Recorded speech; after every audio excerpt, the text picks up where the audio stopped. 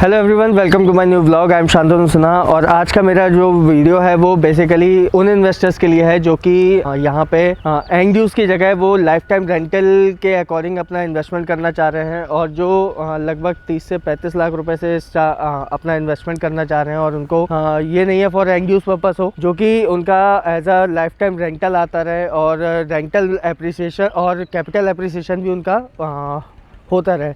तो बेसिकली आज मैं सेक्टर 150 का ऐसे कमर्शियल ऑप्शंस लेके आया हूँ जिसमें आपका टिल पोजेशन अच्छा खासा एश्योर्ड रेंटल है और उसके बाद में आपका लगभग 10 से 15 साल की आपकी लीज स्टार्ट हो जाती है। तो बेसिकली अगर हम कमर्शियल को अगर कंपेयर करें रेजिडेंशियल से, तो रेजिडेंशियल में क्या है कि आपने डे वन में आपने प्रॉपर्टी परचेज़ किया, फिर आपको अगर उसमें कैपिटल एप्रिसिएशन चाहिए तो आपको काफ़ी टाइम तक वेट करना पड़ता है। उसमें आपका क्या है कि अगर आप मान के चलिए आपने आज प्रॉपर्टी खरीदी और उसका पोजेशन आने में कम से कम 4 साल का टाइम है, तो उसमें आपका 4 साल तक वेट करना है आपका प्रॉपर्टी का एप्रिसिएशन लेने के लिए। तो उस टाइम पीरियड में क्या होता है कि रेजिडेंशियल के अंदर आपको उतना वेट करना पड़ता है।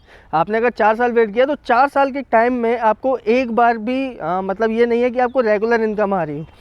वहाँ पे आपको क्या है कि 4 साल वेट करेंगे तब आपको कहीं जाके आपको कैपिटल एप्रिसिएशन मिलेगा। तो कमर्शियल के ऑप्शंस में मैं आपके लिए ऐसा ऑप्शन लेके आऊँ जिसमें आपको डे वन में आप प्रॉपर्टी परचेज़ करो, उसमें आपको डे वन से आपको कहीं ना कहीं आपको एक रेगुलर इनकम आना स्टार्ट हो जाए। तो उससे क्या है, उसका एक बेनिफिट ये है कि उससे आप अपना मतलब जो बेसिकली जो एक्सपेंसेस हैं और दूसरा आपका एक लाइफस्टाइल चेंज करने का एक मतलब एक आपका सोर्स बन जाता है। तो ऐसा ही एक ऑप्शन लेके आया हूँ मैं सेक्टर 150 के अंदर। सेक्टर 150 चूज़ करने का मेरा मेन मोटिव ये है कि बेसिकली आप किसी कमर्शियल में अगर आप देखेंगे, कमर्शियल की मेन रिक्वायरमेंट जो होती है वो आपकी दो चीज़ों पे चलती है, डिमांड एंड सप्लाई पे। तो यहाँ पे क्या है कि सेक्टर 150 जैसे कि आप सभी को पता है कि सेक्टर 150 नोएडा एनसीआर का सबसे बड़ा सेक्टर है और जितने भी डेवलपर्स हैं वो काफ़ी मतलब लगभग आप देखेंगे 600 एकड़ के अंदर कम से कम 20 से 25 आपका रेजिडेंशियल अपार्टमेंट मतलब सोसाइटीज़ यहाँ पे डेवलप हो रही हैं। और यहाँ पे क्या है कि कमर्शियल्स के ऑप्शन बहुत लिमिटेड हैं। अगर आप बेसिकली यहाँ पे अगर हाई स्ट्रीट कमर्शियल या फिर मॉल के कॉन्सेप्ट में देखेंगे तो सिर्फ 2 से 3 ही ऑप्शन आते हैं। तो वही उन्हीं में से एक ऑप्शन मैं आपके लिए आज भूटानी ग्रुप की प्रॉपर्टी है सिटी सेंटर 150, तो आज मैं आपके लिए वो डिस्कस करूँगा। तो कहने का मतलब यह है कि जहाँ पे आपकी डिमांड ज़्यादा है और वहाँ पे अगर सप्लाई कम है तो ऑब्वियसली ये कमर्शियल को चलाने के लिए इतना बहुत इनफ हो जाता है। तो आइए आज इस प्रोजेक्ट को हम डिस्कस करते हैं। बेसिकली अगर हम प्रोजेक्ट की बात करें तो ये पूरा जो प्रोजेक्ट है वो आपका 3 एकड़ के अंदर प्रोजेक्ट बना रहे हैं, जिसमें आपके टोटल 4 ब्लॉक्स हैं। 4 ब्लॉक्स के अंदर भी आपका अगर हम बात करेंगे तो ग्राउंड +3 की इन्होंने हाइट रखी हुई है, जिसमें आपका ग्राउंड फ्लोर आपका कंप्लीट लॉकेबल स्पेस है, जिसमें आपका लगभग मिनिमम साइज़ की अगर हम बात करेंगे तो लगभग आपका 350 स्क्वायर फीट का मिनिमम साइज़ आता है, जो कि इन्वेस्टमेंट आपकी लगभग 1 करोड़ से 1 करोड़ 5 लाख रुपए के आसपास की इन्वेस्टमेंट जाती है, जो कि आपका लॉकेबल स्पेस है, जो कि एंड यूज़ पर्पज़ से आप मतलब अगर इसमें इन्वेस्ट करना चाहें तो आप एज एंड यूज़ पर्पज़ से भी आप इसमें प्रॉपर्टी ले सकते हैं। अब हम आते हैं फर्स्ट फ्लोर पे। फर्स्ट फ्लोर पे इन्होंने क्या है कि पूरा एक तरह से इन्होंने पूरे कमर्शियल के अंदर एक प्रॉपर थीम रखी हुई है हर फ्लोर के अकॉर्डिंग। तो फर्स्ट फ्लोर पे अगर हम बात करें तो टोटल इन्होंने डेडिकेटेड बेकरी स्पेस के लिए पूरा डेडिकेटेड किया हुआ है।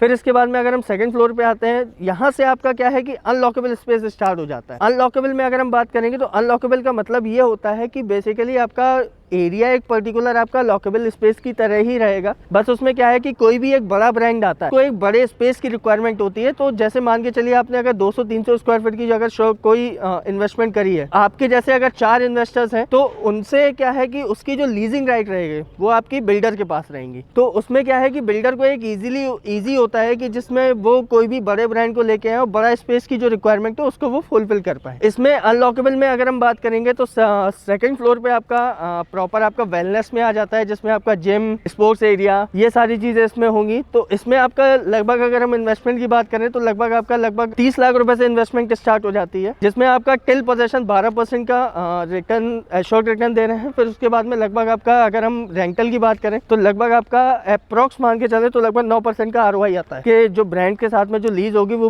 लगभग आपकी 15 साल की लीज होगी। फिर इसके बाद में अगर हम थर्ड फ्लोर पे बात करेंगे तो यहाँ पे आपका सेंट्रल डाइनिंग और आपका गेमिंग जोन बनाया हुआ है। तो इसके अंदर भी अगर हम इन्वेस्टमेंट की बात करेंगे तो लगभग 25 से 26 लाख रुपए से इन्वेस्टमेंट के स्टार्ट हो जाती है, जिसमें आपका सेम आपका एश्योर्ड रिटर्न और आपका रेंटल। बेसिकली इसमें क्या है कि आपका ग्राउंड और फर्स्ट फ्लोर पे लगभग आपका लॉकेबल स्पेस है, फिर इसके बाद में सेकंड और थर्ड फ्लोर पे आपका प्रॉपर इसमें अनलॉकेबल स्पेस है, जिसमें आपको एक तरह से लॉकेबल स्पेस को ही हम कंसीडर कर सकते हैं। लेकिन इसके क्या है कि आपकी जो और जो आपकी यूनिट नंबर है, प्रॉपर आपको यूनिट नंबर अलॉट होगी और उस टाइम पे जब रजिस्ट्री का टाइम आएगा तो प्रॉपर आपकी यूनिट की रजिस्ट्री होगी। तो उसमें आपका क्या है कि अनलॉकेबल में रेंटल आपका यह है कि बिल्डर जो भी लीजिंग के जो राइट्स रहेंगे वो सारे बिल्डर के पास होते हैं। तो उससे क्या है कि आपको कोई हेडेक नहीं होता है। आपको क्या है कि आपका एक हेक्टिक फ्री इन्वेस्टमेंट हुआ है, तो उसमें आपको लगभग इन्वेस्टमेंट आपने कर दिया। आपको ये हेडेक नहीं है कि आपको अपनी दुकान पे किसी को टेनेंट रखना है या फिर किसी आपको दुकान खुद से चढ़ानी है, तो ये हेडेक आपके ऊपर नहीं रहेगी। यहाँ पे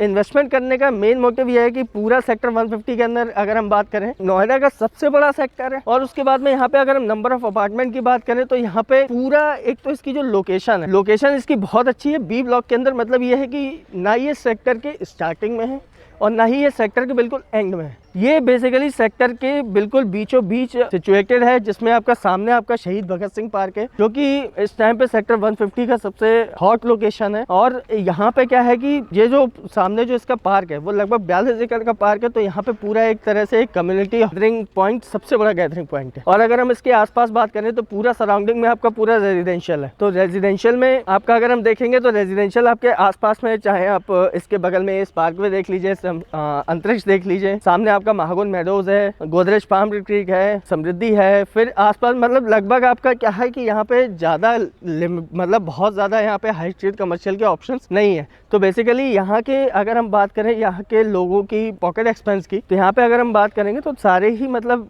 जितने भी डेवलपर्स हैं और जितनी भी यहाँ पे प्रॉपर्टी है वो यहाँ पे लगभग 1 CR से स्टार्ट हो जाता है। तो यहाँ पे ऑटोमेटिकली सप्लाई यहाँ पे कम है और डिमांड यहाँ पे ज़्यादा है, तो ऑब्वियसली ये कमर्शियल यहाँ पे चलने का सबसे अच्छा ऑप्शन। तो ऐसे कस्टमर्स जो यहाँ पे इन्वेस्ट करना चाह रहे हैं और कमर्शियल में अगर उनको रेंटल एप्रिसिएशन चाहिए है और उसके बाद में अगर रेंटल इनकम रेगुलर वे में चाहिए, उनके लिए ये प्रोजेक्ट बहुत ज़्यादा सुटेबल होगा। तो आज के ब्लॉग में बस इतना ही। प्रोजेक्ट से रिलेटेड या फिर सेक्टर से रिलेटेड किसी भी तरह की कोई भी क्वेरी हो और जो भी इस प्रोजेक्ट के अंदर इन्वेस्टमेंट करना चाह रहे हो तो डिस्क्रिप्शन पे दिए गए मेरे नंबर पर कॉल करें। अगर वीडियो पसंद आया तो वीडियो को लाइक और चैनल को सब्सक्राइब करना ना भूलें।